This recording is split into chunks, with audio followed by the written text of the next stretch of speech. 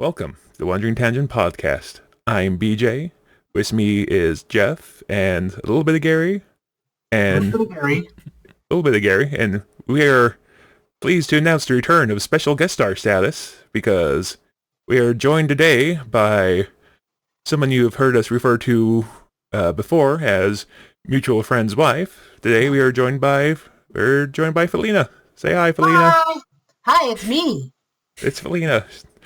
She is... So I've been wanting to ask you about this for some time, but I couldn't think of a way to do it without throwing too much shade on myself and Jeff. But you've been one of the, probably the longest time supporter of this podcast, and I just have to ask why and how. First the why. Why? Okay. Well, I don't know. I like podcasts. I listen to a lot of podcasts. I listen to podcasts all day long at work. And so it seemed like it made sense to listen to my friends do a podcast. And then obviously it got a little bit more entertaining when my husband started also podcasting. Yeah, But well, I guess maybe not, because before it was kind of fun because you always referred to him as mutual friend, and I never knew who exactly if you were talking about him or not. And now he's there, so I guess the mystery is gone. But yeah, that's why. Because we have so many mutual friends, right, PJ? Let's count our long list. I mean, I think There's there's... a few, but really. And I guess in terms of mutual friends that you've known since you were young, because those are usually the stories you talk about. I felt pretty secure, but I'm always like, is he talking about Gary? I don't know if they're talking about Gary. So... I get the at least listening once because we're friends, but it was sort of the continuing listening after that until Gary became a regular, I guess he is now. I mean, he's been assimilated to the group. I think I've not listened to maybe one. I know one for sure, maybe two. I didn't listen to Princess Mononoke because I don't care about that thing. So you're the you and everyone else. You and everyone else, yeah. Apparently, no one cares about Princess Mononoke. So I think that's the only one I haven't listened to. Okay. So yeah. So and then, since I can't talk today. This is going to be a hoot. So to go along with the long-standing tradition of one occurrence before this of letting the new person choose what movie we're going to talk about.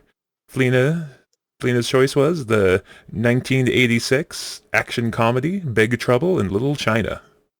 Yes, because it is probably my favorite movie.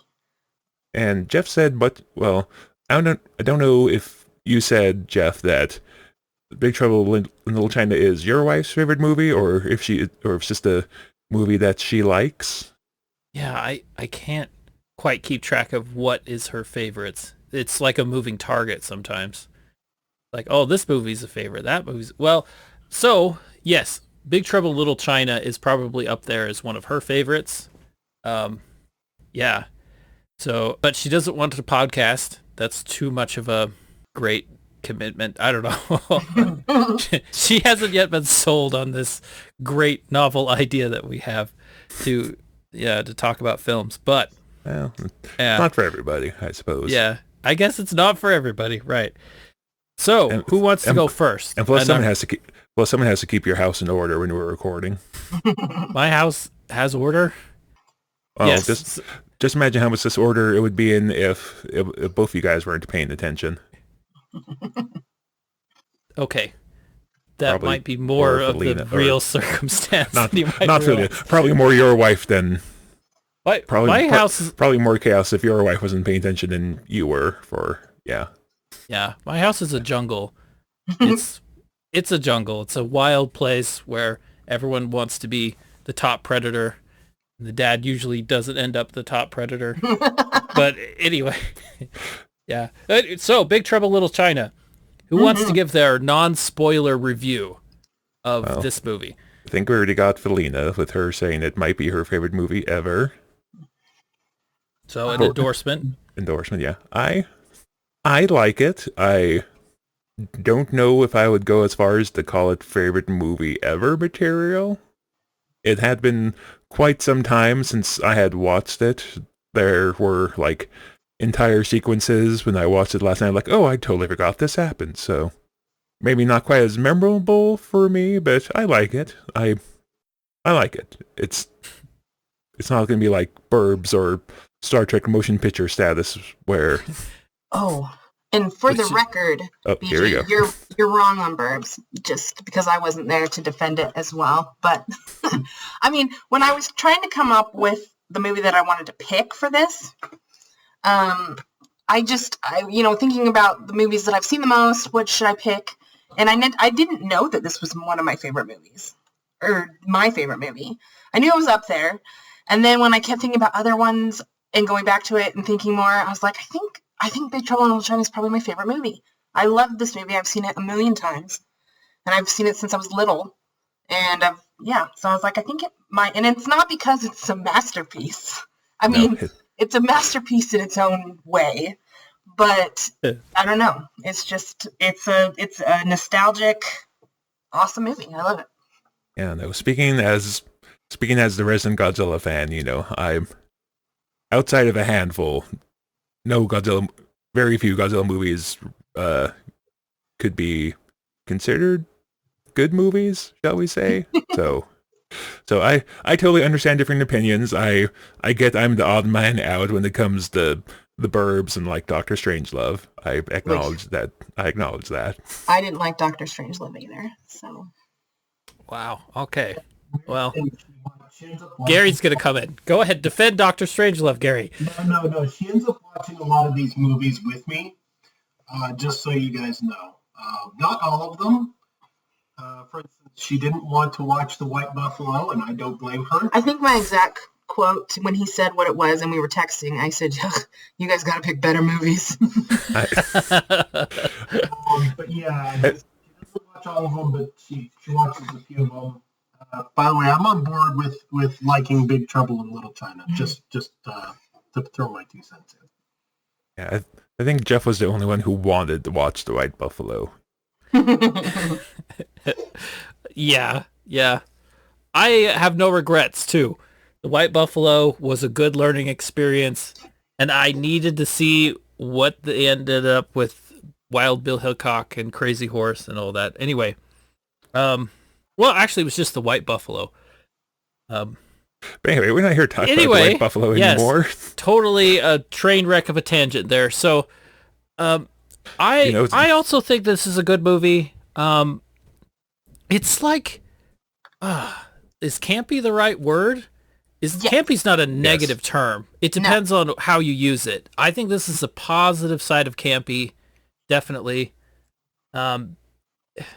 It's got such, it's a movie that doesn't take itself too seriously. No, it doesn't.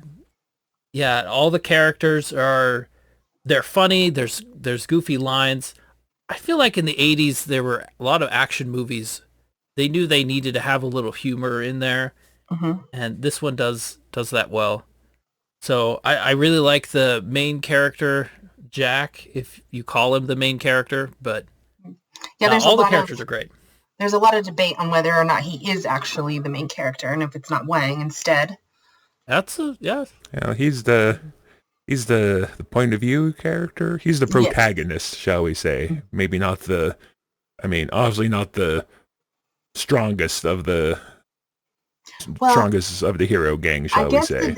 I guess the debate is more if he's the hero of the story. He's definitely the main character, but is he the hero of the story? And I've got a theory about this that wife looked at me like I'd grown a third head, but we'll get into that in spoilers. But there's something I'd like to say about this movie, though. Yes, Gary. What? Lean in close to the microphone and say what you want to say about this movie. Okay. There's something I'd like to say. So there's 2 expressions I've heard about movies that this particularly fits. The first expression is it knows its place, right? This movie definitely understands what kind of movie it is. Right from the get-go, the writers, the directors, the actors all understood what kind of movie this was when they were making it. so they didn't try to make make it into something it wasn't. The second thing is it doesn't overstay its welcome, right? It doesn't try to last longer than your interest will last in the movie, right? It doesn't play any particular sequence overly long. So you're understanding. It has good pacing. It moves from scene to scene. Yeah. Good changes of scene. The movie isn't too long. And you end up just kind of being entertained for this period of time that you're watching it. And there's some memorable things that you remember what happens afterwards. Mm-hmm. All right. Yeah, there's definitely something to be said about movies that know what they're going for. I think I've mentioned in the past when you've talked about like the Rocketeer and some other movie I watched last year that slips my mind at the moment. But yes, I've been known to enjoy some movies that aren't necessarily great, but aren't really trying to be, shall we say? I don't know if that's the best way of phrasing it. Popcorn movies, yes. Mm-hmm. Well, and it's interesting about Big Trouble in Little China and what you say, Gary, about it knows what it wants to be. It actually was originally supposed to be a turn-of-the-century Western. And instead of his truck getting stolen, it was supposed to be his horse. So, yeah, it did change quite a lot from its inception to where it landed. But they originally had 2 writers, and they didn't like it, and nobody would work with him. And so then they brought somebody else in who changed it to be, at the time, current day, and in San Francisco. And we're very glad that they did. Yeah, I was going to say, I did some researchers, apparently a little bit of hullabaloo about who got writing credits because apparently the original 2 writers got credit, and then the guy who updated got adaptation credit or something like that. But mm-hmm. Yeah, we have weird rules. Let's talk about spoilers. Let's get into this movie and talk about it all the ways we need to. And I'm going to emphasize spoiler on this one because a person really should go back and watch this movie before we talk about it because it's a good one. At least good enough to stop here and go and watch. Please? Please? Please You should have real context for what we're talking about or it's going to sound crazy. Or, well, maybe, so, speaking as someone who keeps an eye on keeps their eye on the analytics of the podcast, maybe mute it here and go watch a movie and just kind of come back, just keep the podcast playing all the way through, don't stop watching. Or listening, feed the algorithm. Feed the algorithm, feed me, Seymour. Oh God, next going to be saying please like and subscribe. We haven't got to the point where we've actually said that. No. But anyway, I had a thought, and I want to bring this up before I forget, and this is kind of aimed at Gary, but this is a very general thing. But Gary, you said during the White Buffalo, one of your problems with the movie is that things just kind of just so happen the way they happen, or like people end up in the place where the plot needs them to be just because. And I'm the one that edits the audio, so I get to go back and listen to these. So I thought about it. I'm like, doesn't that happen in like every movie? The difference is that if the movie is good, you don't care. Yeah, perhaps you don't notice it when it's a good movie. So there's a certain because waiting, but in this, lean in the microphone, Gary. Closer to the mic. Closer to the mic. Coincidence is one thing, right? And if it happens far too often, then you start to. That's one of those things where the movie starts to overstay its welcome, right? But let's talk spoilers a little bit. Let's talk about. I was gonna say basically we're saying the White Buffalo is boring again. because the thing that brought this up for me is the beginning of the movie, right? So Jack shows up in Little China. He meets his old friend Wang. He happens to show up at the day that Wang is, just to make sure his name is Wang, right? Yes. Yes. Okay, yeah. So he just happens to get there the day that Wang's fiance is going to show up from China. So he's there when she gets kidnapped by a street gang, which happens to be aligned with like this ancient Chinese death cult thing. They don't really explain what they are. So, That's and then as they're trying to find this street gang, they just so happen to end up in front of the funeral of the guy of a rival gang. Yes. Good guy gang, which just so happens to get ambushed by the evil death cult gang, which just so happens to get broken up by the storms. And then they just so happen to drive through the gang fight and run over the main villain. You get what I'm saying here. Yes. Actually, if you pay attention, there are more context to it. We can't Closer hear to the mic. Closer to the mic, Gary. So for those who don't know, because I'm going to be far too lazy to cut out all the parts where we tell Gary to speak up. Him and Felina are sharing a microphone, and as they are still guest stars, their audio setup isn't as fancy as me and Jeff and our super fancy setup with our $20 microphones. Okay. Let me give this a try. There are subtle story writing clues within subtle. Talk about subtle and Big Trouble in Little China. Okay, but still. Also, lots of neon, subtle and neon. But there are some writing clues that they've peppered in through the story. For instance, Jack probably makes this run very regularly because he and Wang are good friends from a long time back, right? They've been friends for a very long time, which means that he's probably making this run I'm guessing he's delivering pigs, right? He's delivering pigs from a farm into Chinatown. Probably is fairly lucrative for him to do. He's just running cargo, and he calls himself the Pork Chop Express, right? But Wang knows him, and he knows Wang, right? Like he knows Wang enough to know that he's a particularly successful businessman, owns his own restaurant and all that.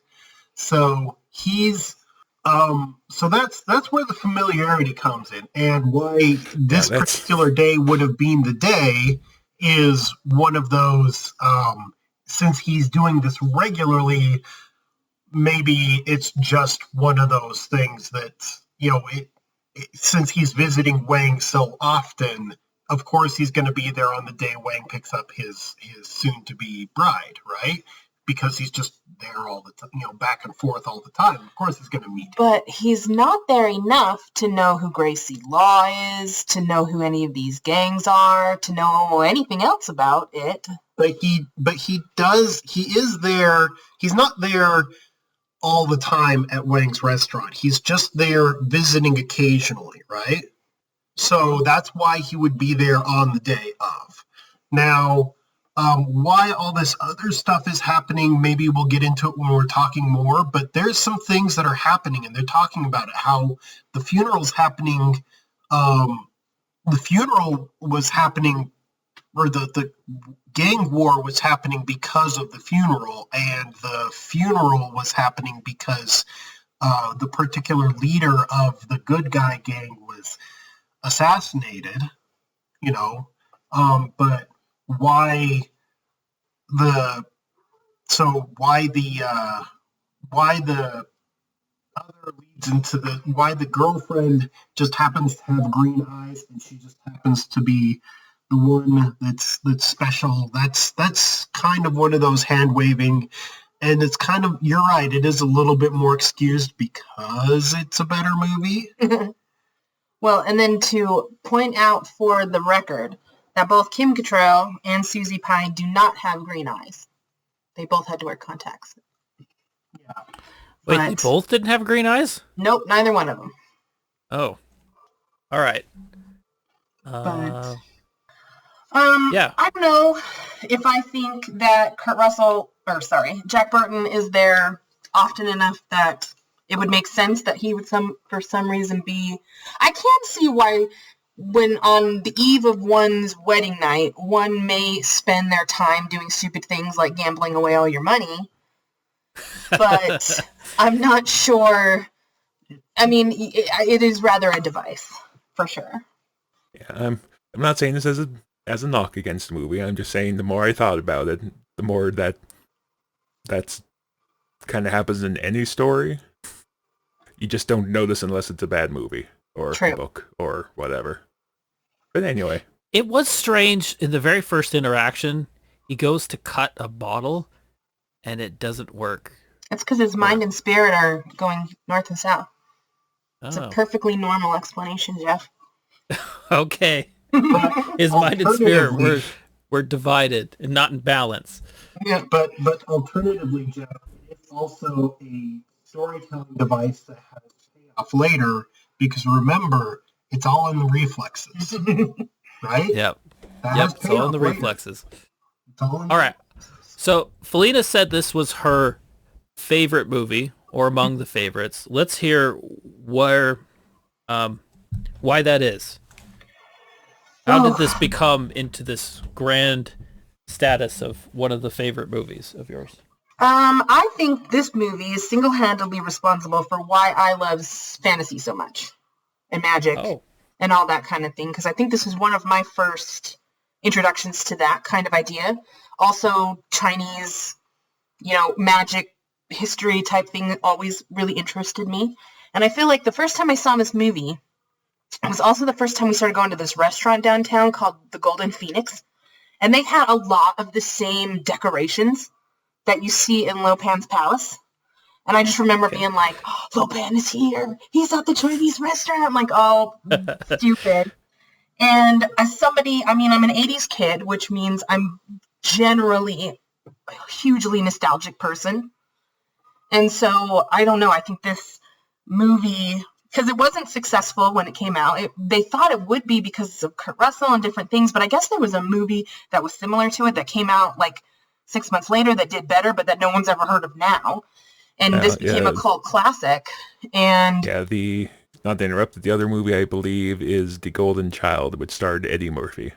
I don't even know what that is. I've never heard of it. What? Yeah. Eddie Murphy? I have seen this movie, The Golden Child.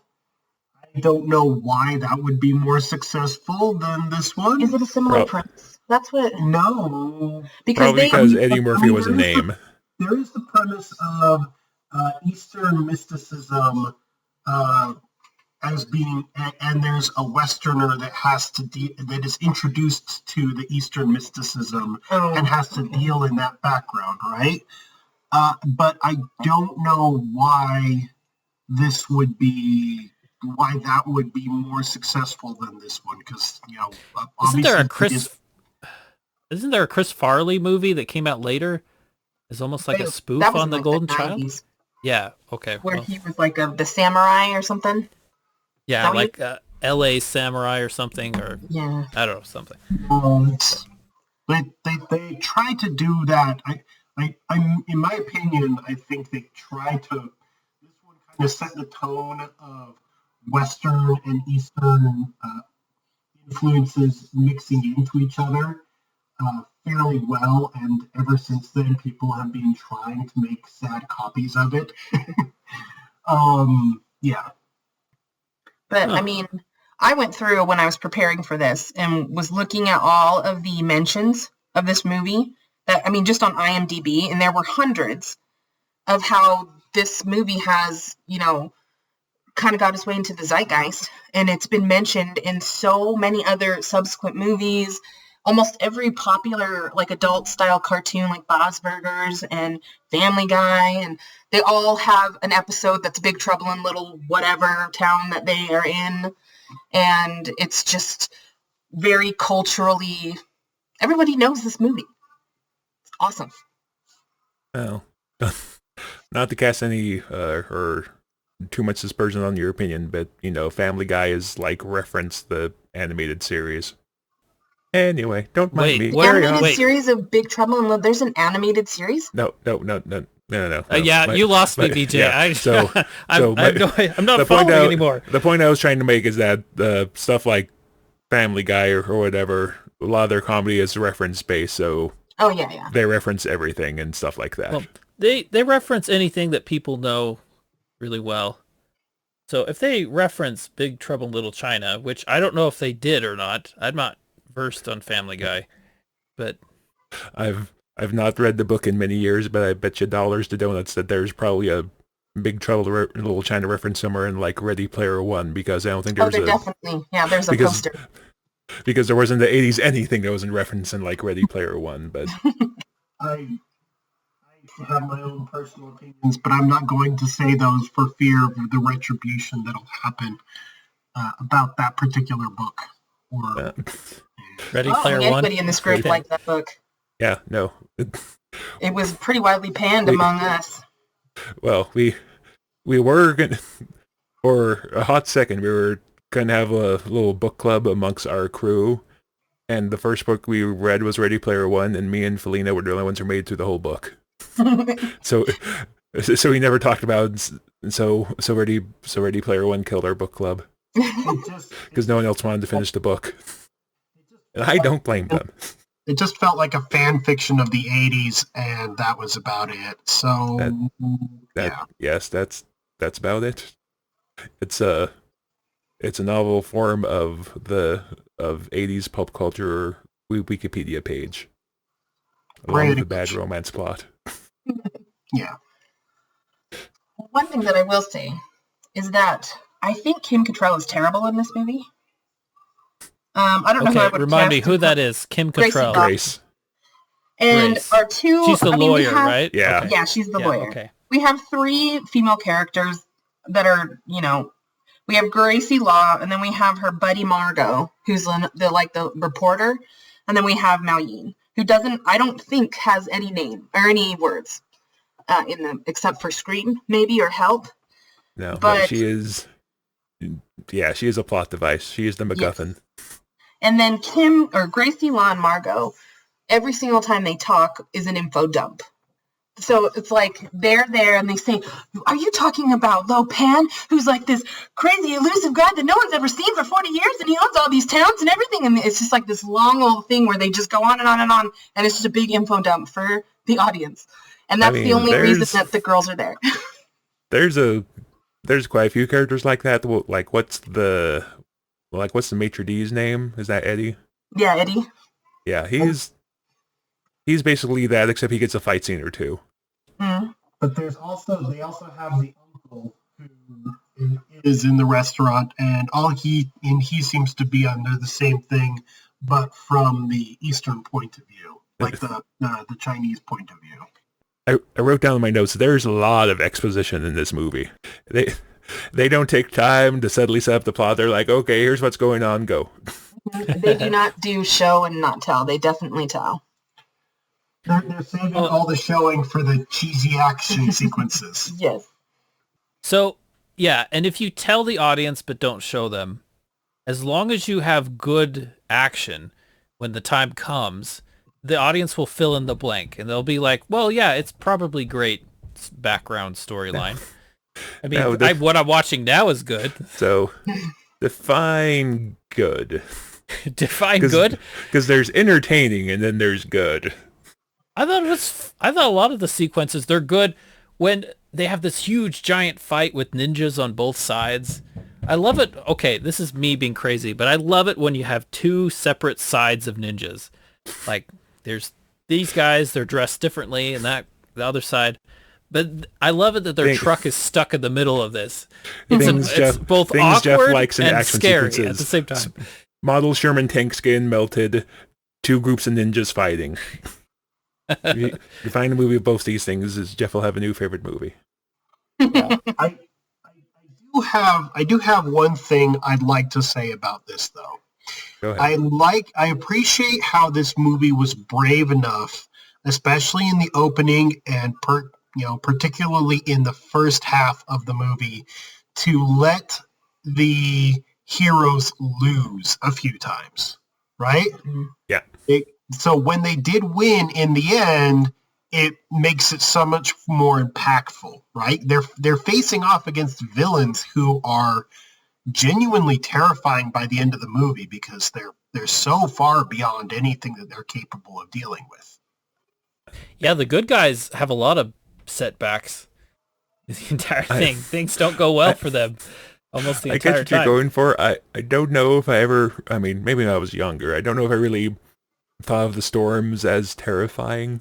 No, they're kind of doofy, but I mean, they're awesome. Like, there's that one part, and we're doing spoilers, right? Yeah. There's the one part at the very end where they're trying to escape, and Lightning is down the end of the hall just doing all this little lightning dance, and they're running, and they're climbing up into that hole, and then he's all slow and gets Buddha dropped on him. It's like, dude, just move. Yeah, and I wrote down my notes. Is Lightning cursed that he can't do anything right away? He has to...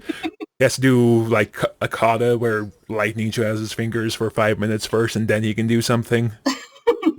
It takes 5 rounds to summon the spell. There's a lot of show like beautiful movements. Hey, PJ, you've got to spend that special effects budget somewhere. I was about to say, was there like some animator who was promised X amount of frames to get paid? I do know that John Carpenter really wanted to use old-style kung fu, and so that's why he had them do a lot of stuff jumping on trampolines instead of, I don't know, other kinds of stunts. So that's like the whole fighting scene where they're just jumping at each other with them on trampolines. But I mean, that part I was okay with. It's more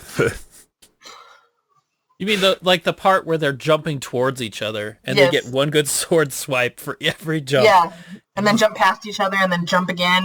And we just have these scenes of just two characters jumping at each other like anyone fights like that ever. Well, that is wind fighting. That's true. So by the way, these characters are like never named, right? They're just called the Storms. You never get told what their names are until like the credits. Yeah, and their names are Lightning, Wind, and Thunder. So but they don't say that in the movie. Yeah. According to the IMDb, it is Rain, Lightning, and Thunder. Rain. Like, what did you say the other one was? I thought it was Wind. No, it's Rain.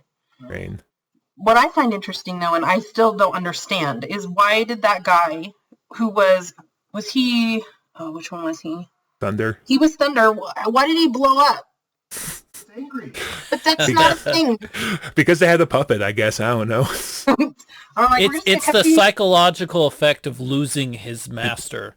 Maybe. It he was starts so to blow up devastating. earlier, and they like run away from him, and then later blows up for real. Well, I think it like expands. I don't know if he's like planning to explode, but just kind of a side note, Gary. I think it might be getting wind from. Is that one of the characters in Hero? Is that wind? You might be thinking about that. I don't know if I can make you guys watch that. Well, actually, no. I really liked that movie. So. Oh, I have no idea what we're talking about again. Hero It's at the very least, now Jeff gets reference. It's Crouching Tiger, Hidden Dragon, but better. Okay. I liked Hero. I've been thinking maybe you should watch like Crouching Tiger, Hidden Dragon again, just to maybe give it a rewatch. I was about to say something bad about that movie, and then you suggested it. But go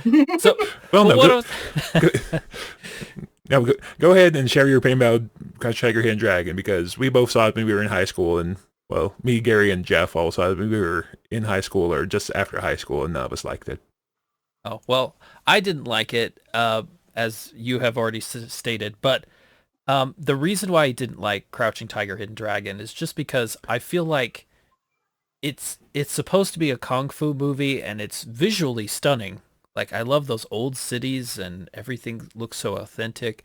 And then they start jumping through trees, like balancing on little tiny treetops. And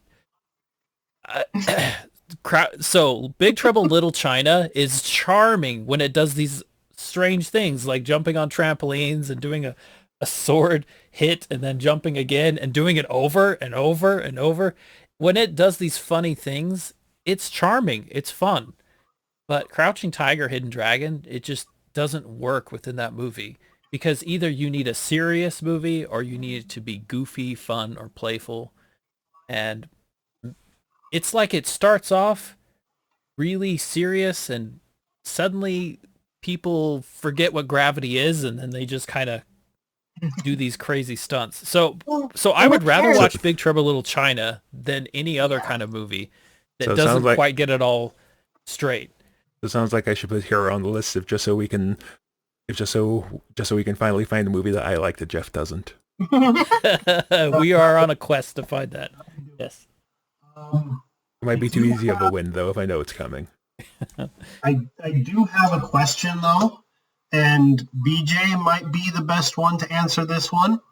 Gary. So the time when Lopan and Egg Shen are shooting beams of energy at each other, right? Oh, yes, and it meets in the middle. The magic fighting game? Yeah, the magic fighting game, right? Mm-hmm. Is that, because that's a trope in a lot of anime, right? Do you think all of that originated at this point, or do you think it has an earlier origin source? Oh, you say it's a trope in a lot of anime. I can't really think of. No, but in anime, like two amazing fighters who have energy beams as weapons will often do that, where they struggle against each other with that energy, right? Okay. So you're talking about more like a beam clash rather than. Okay, yeah, I get what you're talking about now. Rather than the fighting game. Yeah, the beam clash. So, is this where it starts? Probably not. I mean, anime was going for a long time in Japan before it got westernized, so I don't know, like, a lot of the older ones, like I don't know when like original Dragon Ball was. But Dragon Ball, I think, was 90s. I don't know. Or at least very late 80s. No, didn't it come to the United States in the 90s, but it was a little bit older than the 90s? Well, I'm talking about like I don't think you're as much of an anime nerd, Jeff, but Dragon Ball Z, which is... Good job for trying, Jeff. Good job. Well, I'm not saying to be mean. I'm just... No, you're right. I don't know a lot of anime. No. Yeah, no, I'm not saying to be mean. I'm just saying that Dragon Ball was the prequel to... Not the prequel. So, a little bit of research. The manga of Dragon Ball was written in was started in 1984, so that was before Big Trouble in China. So I don't know is the answer. Wouldn't that written and illustrated be like just a manga at that point? So you'd have to be like some. At that point, they'd be. I can't hear you. Mega manga nerd to be understanding what Dragon Ball is. And you'd have to be. Yeah, no, Japanese too. I don't know when beam clashes became a thing, and I'm not going to dive into that deep a hole on air. Maybe that's part of the problem, because I was watching this movie, and I was starting to dive into holes like that, because I'd seen it a few times, and my mind was wandering while watching it, and I was starting to think more deeply than you probably should in a movie like this. No, I started saying a conspiracy theory that I had about this movie, and wife did not approve. I don't like this conspiracy theory. That's it. All right. I was going to say, by mentioning said theory, you're now obligated to share it. So it speaks about, I can't remember the name of it, but it speaks about there's a Chinese mystical entity, right, that curses Lopan originally, right? There's two people that curse Lopan. One curses him. One's the emperor. The god of the east is the one he has to appease with the two ladies. He needs to get married to appease the god of the east, and then he has to sacrifice his bride to appease the emperor. But I was thinking, for some strange reason, because a lot of Chinese mysticism involves reincarnation. Jack Burton comes to this area in San Francisco, in Chinatown, from the East. And he, by the end of the movie, he shakes the pillars of heaven. This is something, the direct quote between him and Wang. So I'm wondering if they might be referring to him as some sort of reincarnated form of this person. But then again, maybe I'm just going into this too much. I believe you are going into it too much. Yeah. I remember when he told me that, I was like, no. Maybe trying a little too hard. Okay, I don't get it. Okay, so I'm going to admit it. I cannot follow what was Gary saying? Tell me. So what Gary is saying is, and I'm no expert in Chinese mythology or whatever, but what Gary is saying is that in a lot of Chinese mythology, reincarnation is a thing. Yeah. So long story short, Gary was pondering if the character Jack Burton was maybe a reincarnation of like the emperor that originally already forgot the bad guy's name. Lopan. Okay. The only thing that came to mind was like the bad guy in like Mortal Kombat, but yeah, Lopan. Okay. So Jack is the reincarnation of the emperor that caused this problem in a sense. According to Gary's crack theory, which apparently but there's came over just now and no one else agrees with, yes. I have to admit, there's a bit of imagination to it, though. It's an interesting theory, but is there anything in the movie that would possibly hint towards that? No. At all? No. The line that he shakes the pillars of heaven, and that is something that is attributed, apart from stopping Lopan, that is the only other attributed action of this entity is shaking the pillars of heaven. Because that's the other thing that this guy did, right? He cursed Lopan and he shook the pillars of heaven, and he says this in his monologue. It's like, we shook the pillars of heaven. Yeah, yeah. That's something that I mean, Jack Burton does. Is he faces off, he stops Lopan and he shakes the pillars of heaven too. So. Does Jack stop Lopan or does Egg Shen stop Lopan? He's part of all of this. And no, Jack stops Lopan. Yeah, he's in the very end, he does. Right? Yep. Yeah. But I'm Lopan was not expecting his.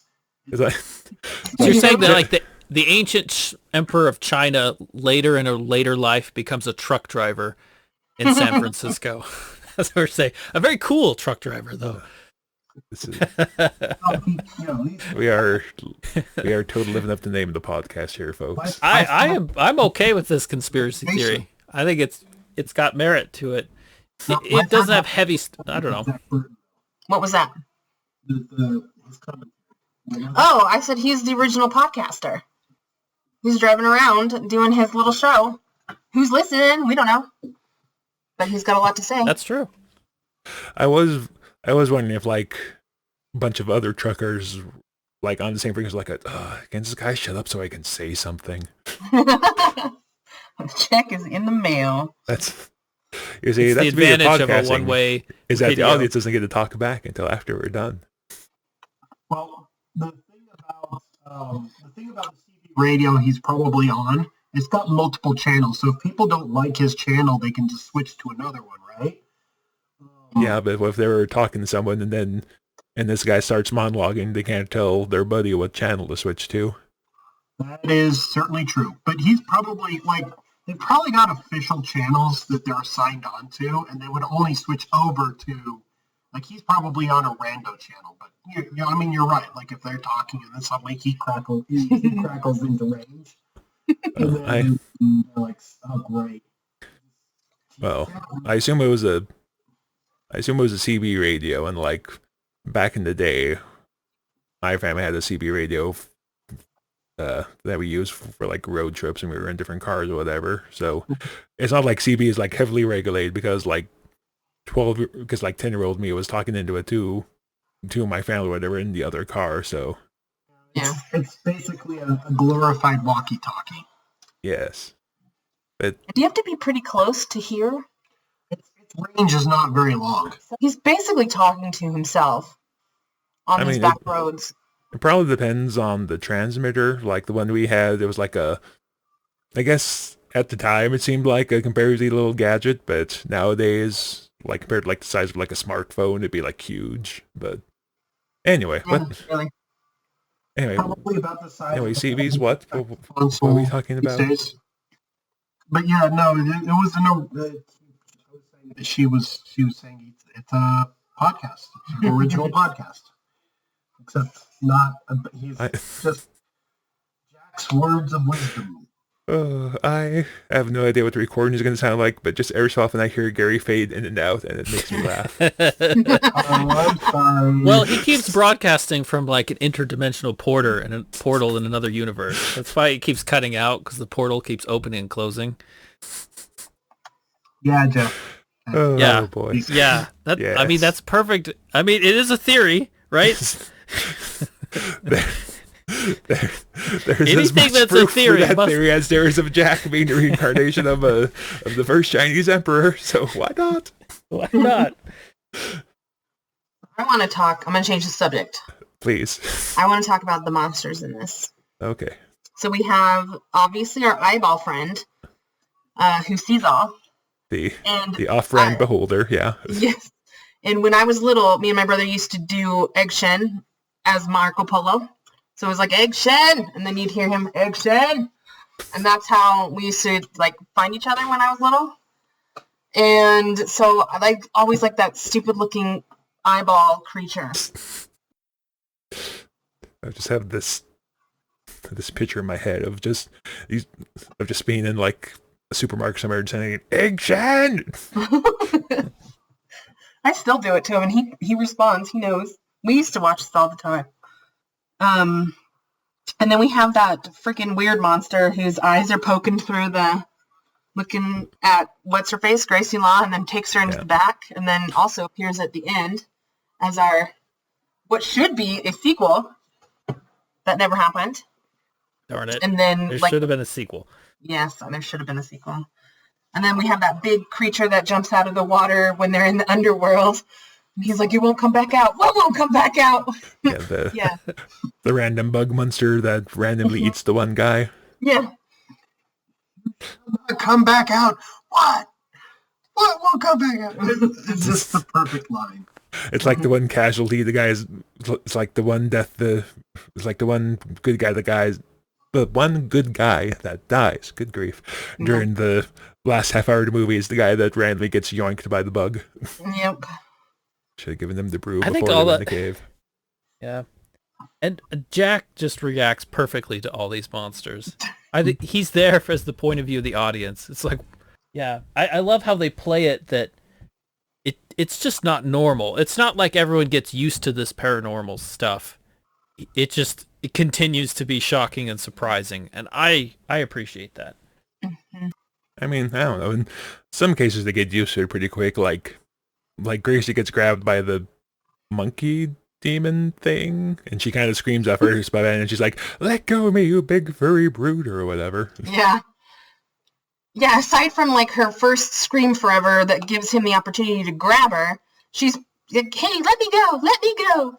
Whereas if something like that appeared to me and then grabbed me, I'd probably be freaking out a lot more than she did.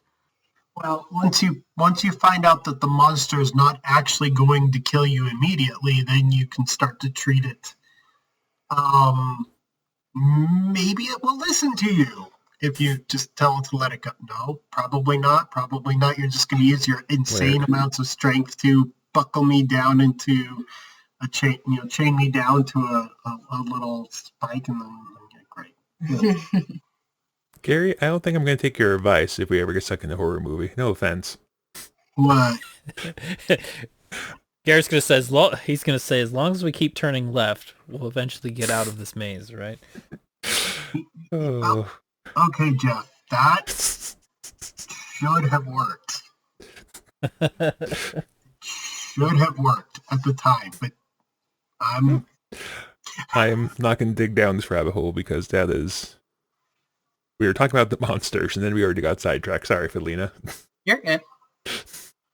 We are totally lived up to the podcast name here. Yes. Oh. So BJ, explain. You wouldn't want to be stuck in a horror movie or monster movie. Go ahead. Well, I'm just saying that Gary's over here saying, well, if it becomes apparent monster's not going to kill you right away, maybe try talking to it. Maybe it will do what you say. Maybe it's not a henchman for Lopan. Maybe it's maybe it's just misunderstood. Maybe it doesn't understand you. Okay, maybe I'm getting a little bit too serious into things, but I don't know if you know this. So animals will sometimes think that humans are just idiot versions of themselves. Like cats, right? Yeah, cats bring you gifts because they think that you're an idiot and you don't know how to hunt. There was a man who was doing some underwater photography, right? He was photographing whales, and he was photographing these killer whales, right? And he knew what he was doing, and he wasn't, everything was under control. But there was this killer whale that came up to him and saw him, and he was getting good pictures, and then it went away, and then came back, and it had like a seal that it had captured and killed, and it brought it to him because it thought that he was another killer whale and he needed to eat. And then he it like basically put this seal right next to him, and he's like, no, I don't want that. And it didn't understand that. So maybe the monster is like that. Maybe it's picking you up to take you off to a safe place because it says this is a dangerous area. There's that thing that nobody knows what it is that's going to come out of the wall and get you. Right? Yeah. Sure. No, this is a good discussion topic, but I remember seeing that very same thing with killer whales, only it was stingrays. And the killer whales would practice their hunting skills by turning the stingrays on their bellies. They'd flip them around, and at that point, they don't know how to navigate anymore, and that throws their instincts off, and then they would just chomp them. And they usually would tear them in half and share them between each other, which is a weird behavior. But it's a way, I guess, of forming, like practicing hunting together and forming a bond and teaching the young killer whales how to, or the orcas that they're called, the young orcas. And there was a diver that was given one of these manta rays that they had split in half, and they gave one to a diver that was photographing them. It was kind of strange, but it's almost like they wanted him to participate in their activity. And humans do this too. They see animals doing things and they almost anthropomorphize them, and I don't know. They put a bow tie on a cat, which I know is adorable, but is that just like the killer whales giving a stinky fish to a diver who doesn't want it? I mean, hey. I am so confused right now. We went from the Monsters of Big Trouble in Little China to putting bow ties on cats. Which is adorable. I'm sure as you go through this conversation, BJ, you will see all the points and you'll finally understand it in post. You just have to listen to the recording 10 times until it makes sense somehow. I mean, no, I was here. I was present. I know how we got from point A to point B. I'm just not sure why. Why? Well, here's another question. So Jack at the very end, this is a real question. So Jack at the very end of this movie, he does something I was not expecting. And that is, he saved a girl. The girl likes him. And so he goes back to being in his truck on the open road. She even wanted to go with him. But he decides to just leave. And it's weird. But what does the rest of the committee think about this? I also think it's weird. I mean, I can imagine what he said about eventually he rubs everybody the wrong way, is probably true, but he spent quite a lot of time like posturing towards her to try and get something going there just to walk away, which is really weird. But I guess the only time they kissed was when he was on the drugs egg Shane gave them. So maybe Maybe there's not as much to it as the audience thought. I have no idea why he just walk away from that. I suppose if you want to be a generous sort, you could go off the idea of instead of just he does say that he'll think about, so maybe instead of just being a womanizer, if he's actually considering it, he needs to think if he wants this to be a actual long-term relationship rather than just a one-night stand, as it were. Yeah, that's true. I suppose if you're trying to be generous about it. I have my own theory, which is unprovable, but I think the reason this seems to be the place for it. Go ahead. Another theory is that he leaves because he actually does like her.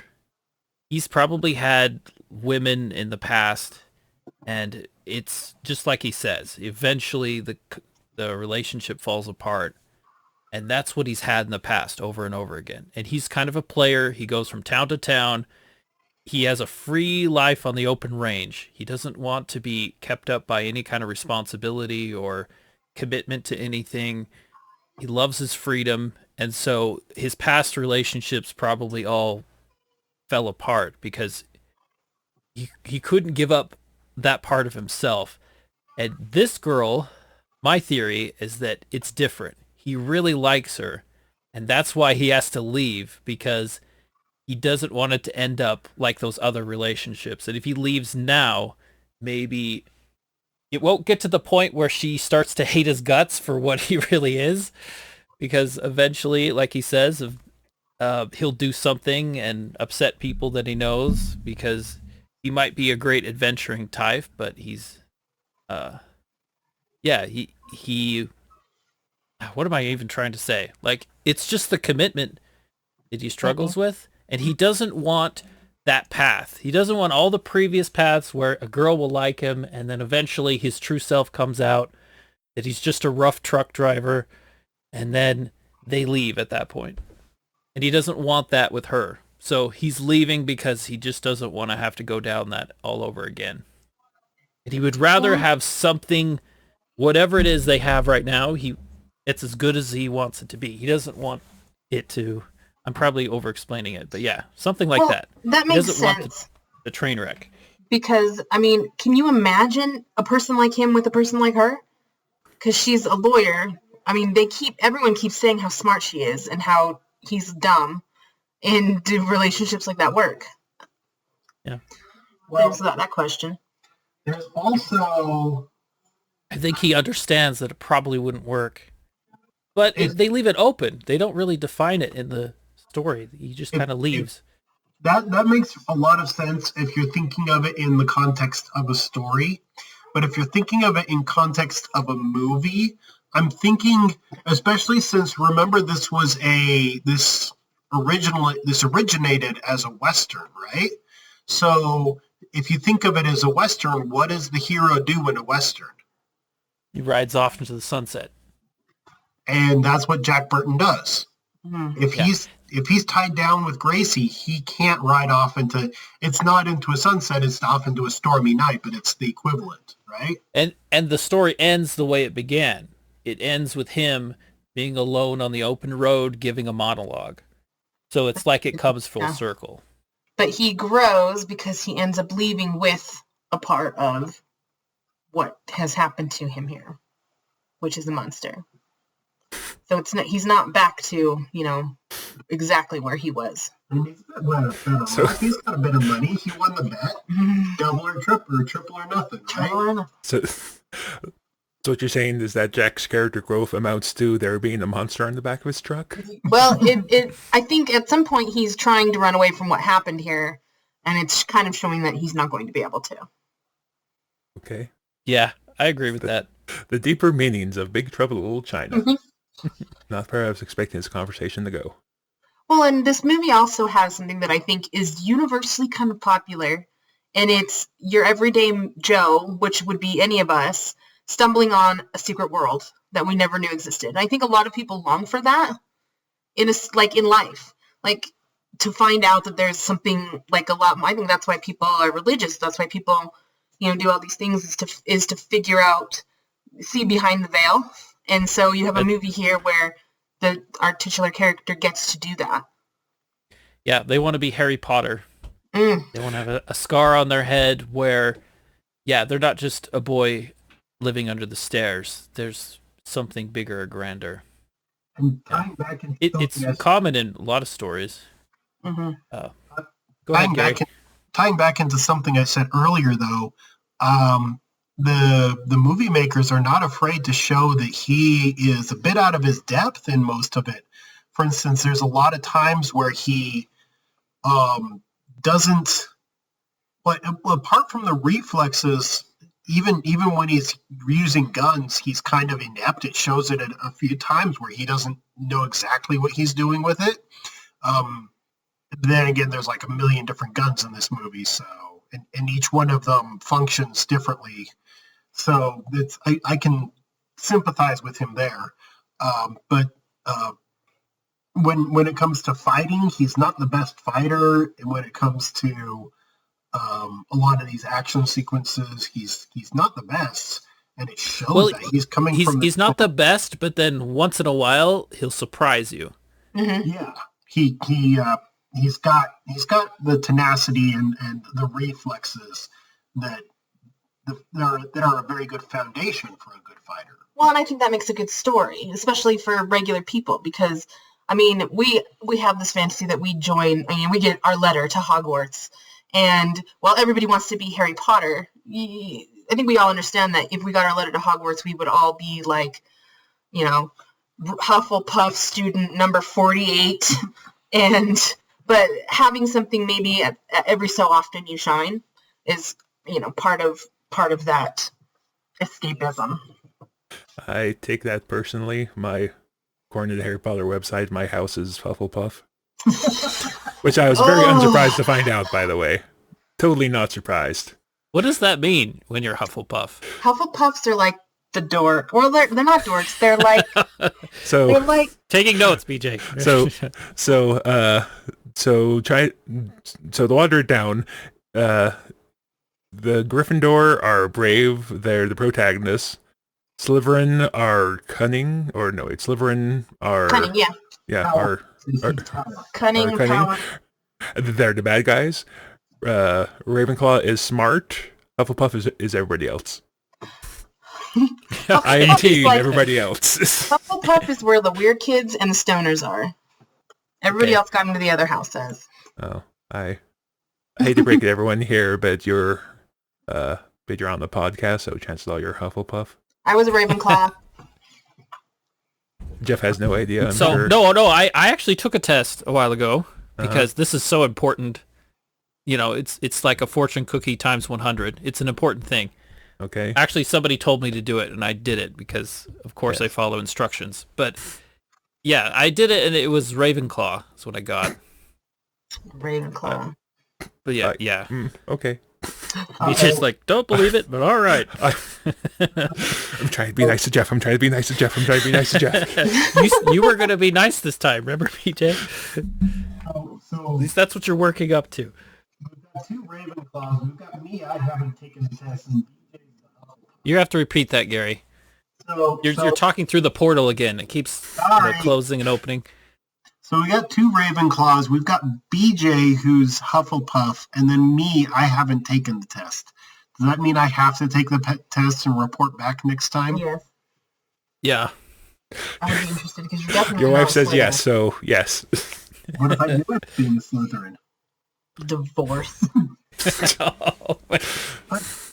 I mean, to be fair, I think I took the test before I read the books just because my family was talking about it one Christmas Eve. So I don't know.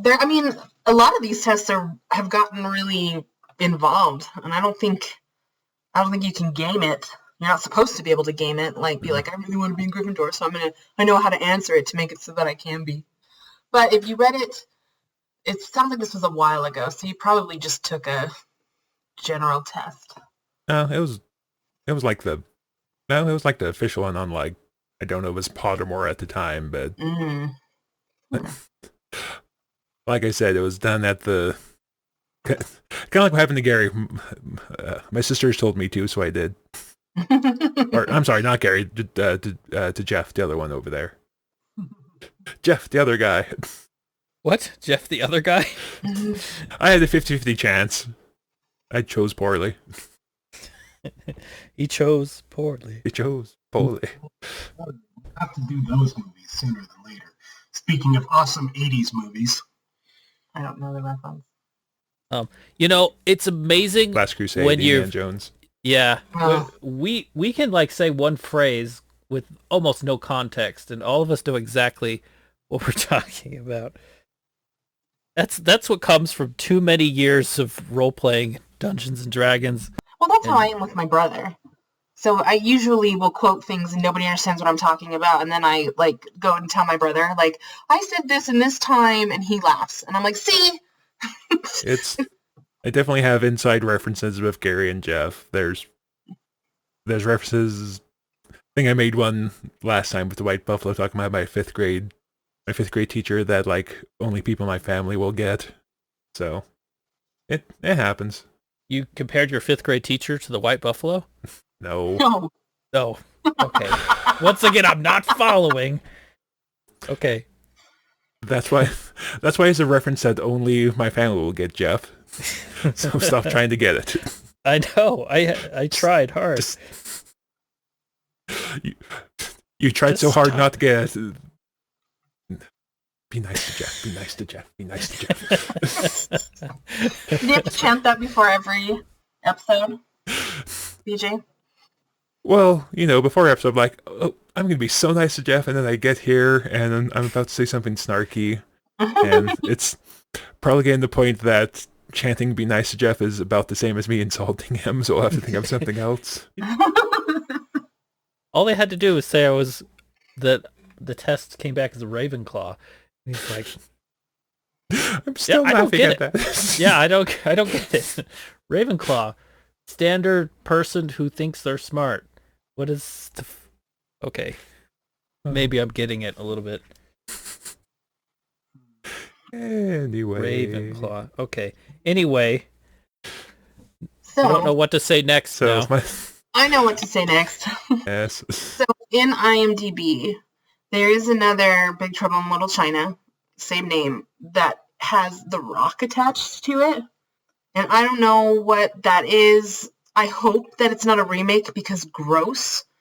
And, well, I guess I hope it's not a sequel because gross. I don't like The Rock and I don't want him in anything. So... Okay. I mean, there's probably at some point there was some Big Trouble in Little China thing, whether it be a remake or a sequel was what's the word? It was put in production, and probably The Rock was tied to it. But there are so many movies that never get past the in production phase. That it's I'm kind gonna of go ahead and hilarious. say it. Hollywood is desperate. Yeah. They're desperate for something. And they're gonna try and ruin this movie by remaking it. I feel like, and I told Gary, it's like I have a good idea for a sequel. And if they have to have The Rock in it, then he can be like some LA cop that helps him. But if they're gonna do it, they need to get Kurt Russell back, and they need to get the dude who plays Wang. I know Hank Shen is already passed, but who's the dude who plays Lo Pan? I can't think of his name. I think He's still alive. James Hong. Yeah, but he looks a lot closer to old. They won't need to do any age I makeup can't on it. imagine why, seem as... Oh, I just made myself feel old. Considering the fact that the Big Trouble in China was made almost 40 years ago. Yeah, and he was an old man at that point. But he... I just made Felina feel old too, I heard that. Well, I'm gonna be 40 here in December, so doing that. But I mean, if they're gonna try and do a sequel, and they better hurry too, because Kurt Russell's getting old. Yeah. And so if they, Kim Cattrall's not got anything going on. Sex and the City's over, and I think she got in fights with everybody, so she's not even in the new stuff they're doing. But I feel like in order to do a sequel, they would have to do it, bring everybody back. And I thought it would be fun if something's going on with the God of the East and Jack has to team up with Lo Pan and then like go to actual China and have to fight the God of the East and the Emperor. I thought that would be fun. isn't Lo Pan dead? Spoiler alert. I mean, when you're talking about Chinese mysticism, is anybody really dead? I don't know enough about Chinese mythology to say anything about that, honestly. But I mean, if Star Wars can bring back the Emperor, certainly they can bring back. And if there can be a micro, what is it? The multiverse. There's a cloning vault with like thousands and thousands of Lo Pans. And if every comic book has a multiverse where you can just bring everybody back, then we can just bring back Lo Pan, and then they have to fight together with Wang, and they hate each other, but they've got to do it. And I think it'd be fun.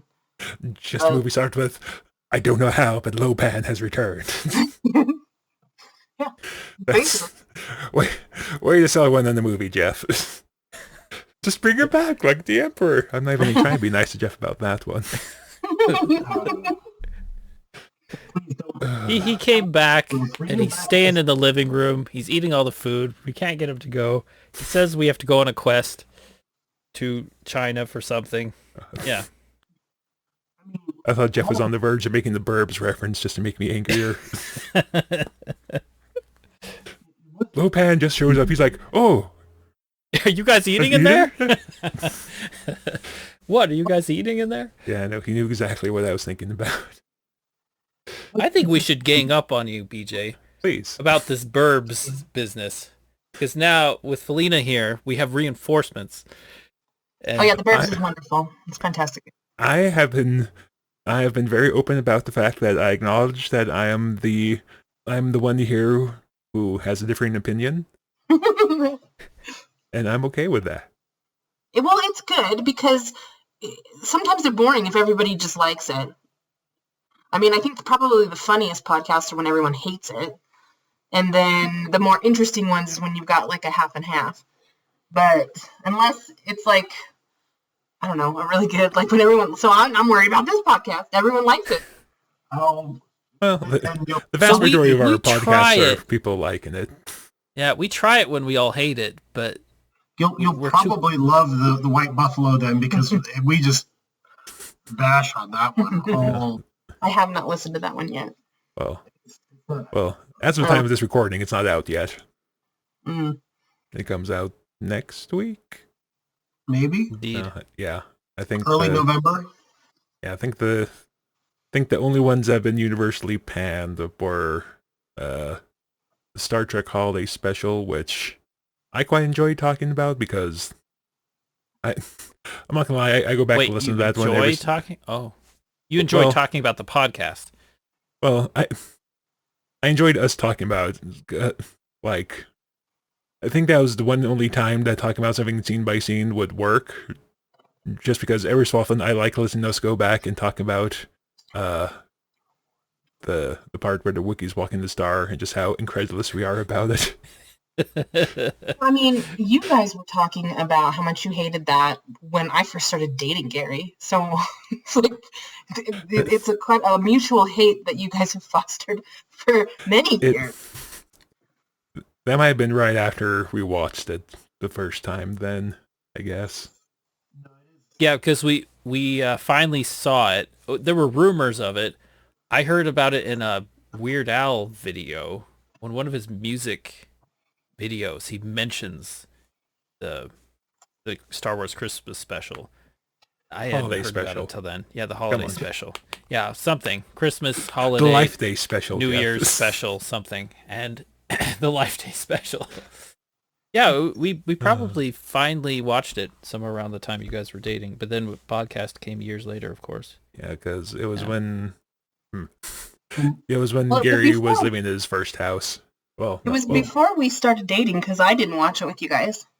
But I've never seen it. I do know that it is the movie that will never die because when a person is that focused on making sure that it completely disappears, there will always be a contingent that will equally push back, because George Lucas wants this movie to just go away, and he's put a lot of, from what I understand, he's actually put a decent amount of resources into trying to make it go away, and because of that, no one will let it die. I don't think it's I don't know how many resources he could honestly put into it, because theoretically speaking, there is no official copy of the Star Wars Holiday Special. It's never been rebroadcast, has never been re-released. Every copy that exists because some poor sap recorded it. And then posted it, and now with the age of the internet, and because it's on the internet, it will never die. Because the internet remembers forever. You know what we could be talking about? We could be talking about Big Trouble in Little China. Star Wars Holiday Special. More.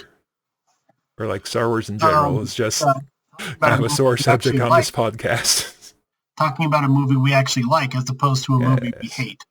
Yeah. But no, it's... Okay, who's your favorite character? Okay. Go around the table. Jack Burton, obviously. Jack Burton. I'm going to pick I don't know his name, the Chinese bus driver guy. Egg Shen? Egg Shen, yes. Yeah, everything he does, I find entertaining. He's awesome. And great. I was going to say, I like Egg too. I like Lo Pan. I like the fact that he is a person, he doesn't play the concept of, because he's centuries old, right? He doesn't play the person who's out of touch with his mind isn't centuries ago, right? He remembers all that stuff from a long time ago, but he's very much a product of a modern age. Like he's adjusted very well for a person who's been around forever. Oh, he's not. Yeah, I was gonna say he's not a fish out of the water. He's not some ancient Chinese spirit that was brought into the present. He's a guy who just has never died, or can't die, or whatever. So he very much is. I like that I like that as a person, and I like him as a villain. He has this way about him, kind of this style and snarkiness that the actor just brings to this particular character. Right after their little magic fight battle, he's like, "You never could beat me," and then he just kind of goes away. It's like. So one thing I don't get about Lo Pan is that theoretically he's supposed to be. This whole thing is that I'm in this old man body and it's a prison, blah blah blah. He spends most of the movie floating around as a ghost. Is he really that imprisoned? Why doesn't he just float around as a ghost the entire time? Because he's not physical. He needs to, if he wants to experience anything, like if he's a ghost, he can run around as a ghost, but he can't touch anything. He can't eat, he can't eat, he can't sleep, he can't, poop or do whatever. A lot of those things that we like as people. You get a massage. He couldn't play Xbox if he couldn't. I think he couldn't touch the controller, right? Yeah, I think when he got he could sit and watch movies though.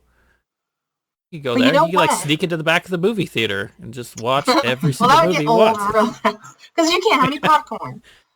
But when Jack hits him with his truck, he hits him. We see that. So it's not like he goes through. But I think that was just an error in the mythos there.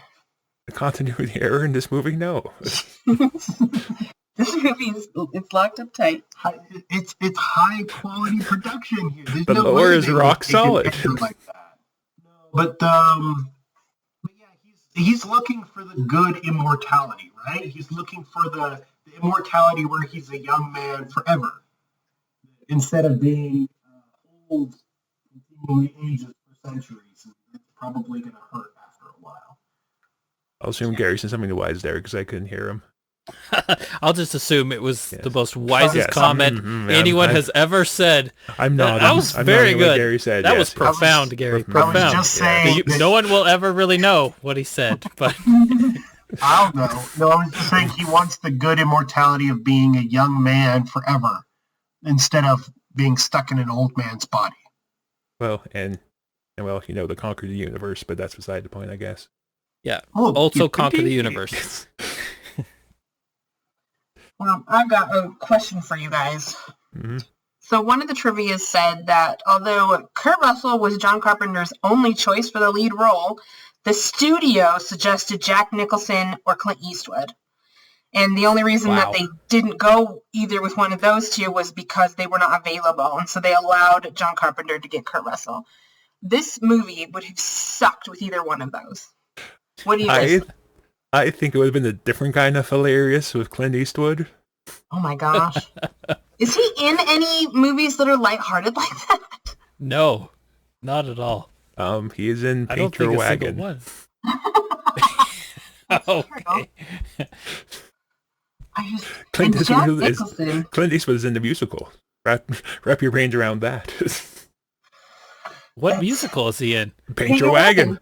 Oh, Paint Your Wagon. I don't know Paint Your Wagon. So musical. Okay. Yeah. The only thing I know about Paint Your Wagon is when The Simpsons made fun of it.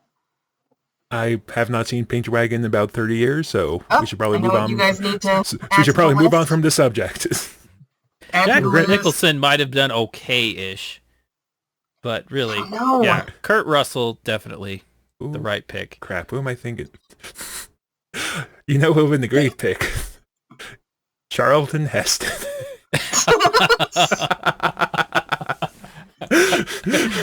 Are they the same age as Russell? Because they seem like they're so much older. I mean, Wilson's about the same age. 30. Wow. Charlton Heston would have been terrible, but that would have been great. You could take any part, replace Charlton Heston with that part, and it would be a movie worth watching. Just because it's Charlton Heston. Pride and Prejudice with Charlton Heston. Okay. So both Jack Nicholson and Clint Eastwood are about 15 to 20 years older than Kurt Russell. So that just feels different. It does feel different. Yeah. Yep. Yeah, I definitely see how this could have been a cursed production if Clint Eastwood was part of it. He would have... I don't think he could have been as goofy as Kurt Russell was. I don't think it's in his... He's a good actor, but I don't think he can do the goofy. Was Kurt Russell big in 1986? No, he was an up-and-comer. Yeah. I was saying, it's kind of what we were talking about towards the beginning of the podcast when we were talking about The Golden Child. They were probably... The studio's probably wanting a name like a Clint Eastwood or a Jack Nicholson to be able to go up. Star power. Yeah, star power because Eddie Murphy was a star at the time, I guess. And they were trying to get this one out faster because they didn't want it to come out near the other. What was it called? The Golden Child. Golden. I've never even heard of that. But I can see where this one would be. How do I put it? A lot of the people used this as a vehicle because you've heard a lot of these. You've seen these characters in other movies after this, right? Well, maybe not Egg Shen because I think he was actually a bit big before that, right? He was a bit big before that, but apart from that, you've seen a lot of these guys in stuff after this a lot more. Kurt Russell definitely. Kim Cattrall. Got it. Who else? James Hong had a pretty good career. Yeah, he's had a pretty good career. Exxon was already old. Was this before Tremors? This was before Tremors. Yes. Yeah, Tremors was 90. I think he had a career before this. I know that he'd done stuff before this one. But yeah. Now on his IMDb page, and the answer is not really. No? He was in a couple of TV series. Looks like his only other movie before this was Year of the Dragon. Probably not.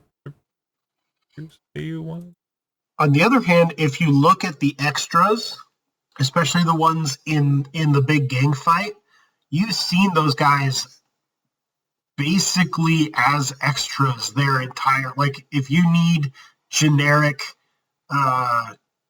kung fu fighting extras, these are the faces you've seen many times and you'll recognize them, especially the guy with the long hair that's kind of got like a ball. I can't remember his name for the life of me, but you've seen him in a million other he's in Die Hard.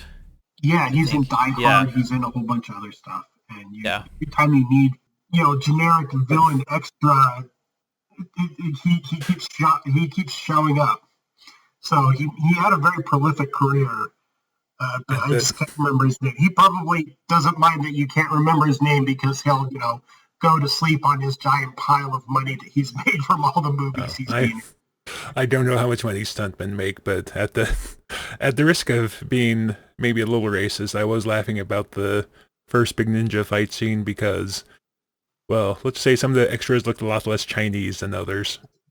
I mean, it is, little China. So these people probably I'm just saying. in the United States for multiple generations, and some of them might have.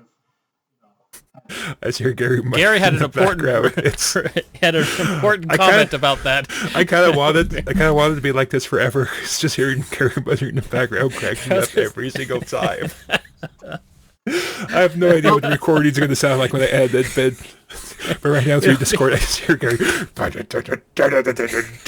background. It's great. I know. You say something. Oh, I'm sorry, Gary. Maybe I'll demand that you actually post this despite my recording difficulties, just to hear it, because Well, if they can't hear it, then everyone can just guess what you were saying, and it'll be part of the fun. It's basically any time he's shouting is what it is. He's just screaming and shouting into the microphone. The microphone is cutting out all the loud volumes. The noise gate's canceling out it's going to be a contest in the comment section. Post what you think Gary's saying in the comment section. Oh, there we are. We're already in there. We're looking for the algorithm. There's post your comment. Like and subscribe too. I've mentioned comment stuff before. Don't take that tone with me, young man. We could have like a choose your own adventure podcast where you just fill in the blanks of what people are saying. That'd be a whole new product. Do you mean a Mad Lib podcast? A Mad Lib podcast? Yeah, I guess it'd be a Mad Lib. We'd have to have it. Yeah, we'd have to have several different recordings based on what options they pick. It wouldn't work. Oh. Yeah. Okay. BJ's like, I don't think I can speak to these people right now. Okay, let's figure out a way to wrap it up then. Way to wrap it up. So. All right, let's have everybody give a final what to do about the movie. What do you think of it? Final what to do? Yeah. Like what to do with the movie? What do you do with it? What do you do with movies like Big Trouble in Little China? Yeah, no, okay. Okay, who's this movie for? Who would want to watch it? On the rating scale, on Gary's rating scale, this is a go and look and buy a copy because you're going to want to have a copy of this movie in your house to watch whenever you want to watch it. That's my rating scale. Have you introduced this rating scale before? Because what are the different? Is that a top? Is that middling? What is that? That's actually pretty up there in the top. We have no rating scale. But that's kind of my rating scale is my watch recommendation. Like for instance, the kind of towards the lower end is if it's on TV, maybe watch it. It's Gary's ironclad rating scale. He's brought up like maybe twice before. Yeah, like for instance, White Buffalo. It was if it's on TV, give the channels a cycle through, and then if you really want to watch it the second cycle through, go read a book. Yeah, but in this particular case, it is go buy a copy of this. You're going to want to watch this. Yeah, so far Gary's range scale has been for White Buffalo, keep surfing unless you come back to it, then maybe watch it. For this, it was buy the movie. For Alien, it was I thought I owned this movie, but I don't, but that's okay. It's very ironclad scale. So this one's higher than that, right? Definitely higher. This is a you should own it sort of endorsement. Good. All right, BJ, what do you think? Big Trouble in Little China. I like it. I'm not going to say it's my favorite movie ever because it's not, but I like it. At no point while I was watching it watching it last night, I think to myself, gee, I wish I wasn't watching it, which is a step up from some of the other movies we've watched that people have called their favorite movie, how we say. But no, I recommend it. Don't know if it's for everyone. You have to. Oh no. You have to. I would say that if you didn't watch it as a child, you probably won't like it. And so that's why I insisted Wesley watch it early, so that he would come to love it the way that we love it. But like my best friend Tip, yeah, my friend Tip, she never saw it in the 80s. And I talk about it enough. She's like, I should just probably go watch it. And I'm like, no, you really shouldn't. Because I think it was made for a certain time and a certain audience. And you don't fit into that anymore. So I don't think you would like it. Yeah. And so I don't really recommend it for people who, I guess, weren't a kid in the 80s and didn't watch it as a kid in the 80s. Or a kid at all. There's a movie that we're going to talk about coming up that is like that for me, which I have gone I stuck my toe in the water and found it colder than I thought it was going to be when it came to other people's thought about this movie. But we're not going to talk about that right now. Jeff, what do you think about this movie? It follows the hero's journey somewhat. Somewhat it does. Got to rate this movie on Jeff's scale. How many steps it takes on the hero's journey? So it's like, yeah, rate this movie 1 out of 28 or whatever. I like movies where things happen unexpectedly, and it's almost like everything gets worse and worse and worse. There's reasons why Jack wants to keep going. He has to get his truck back, and plus he's also kind of the Han Solo type, where he's rough and seems like he's somebody who just looks after himself, but in the end he takes care of everybody. So I like all that stuff. I like the hero character of Jack that's kind of a mixture of both hero and more everyday person. Also kind of a rough person too. I think that all the villains are really great. One of the villains suddenly just blows up into a balloon and explodes in the end. I mean, a movie that does it's that, like we talked about that like an hour ago. I know, but a movie where it's like, yeah, let's just make this one character just kind of explode suddenly, and everyone will get weirded out and run away. I mean, writing like that is always fun. It's fun, playful, and this is a movie worth watching. So I recommend to get plenty of junk food and pizza, popcorn, everything. Sit down, go through the whole thing. Guess wouldn't be an episode of the Wandering Tangent podcast if Jeff didn't suddenly throw out a random in-depth character analysis on someone or another. It's part of being Ravenclaw. That's what you have to do. I'm never not going to laugh about Jeff being a Ravenclaw. It's just going to be a thing forever now. I mean, you say it's funny. I don't know anything Harry Potter, so I know about 2% of what the average Harry Potter person knows. So, well, we're weighing this down, so I'm not going to go too deep into it. But I didn't do Harry Potter until like 3 years ago, so I was kind of past the target audience. I think I just wanted to know what all the zeitgeist was about. So my Harry Potter knowledge is not very deep, but it's deep enough to make you being a Ravenclaw funny to me. I was a huge Potterhead, so my Potter knowledge is very deep. And it's funny that you said that. Okay. Congratulations. Awesome.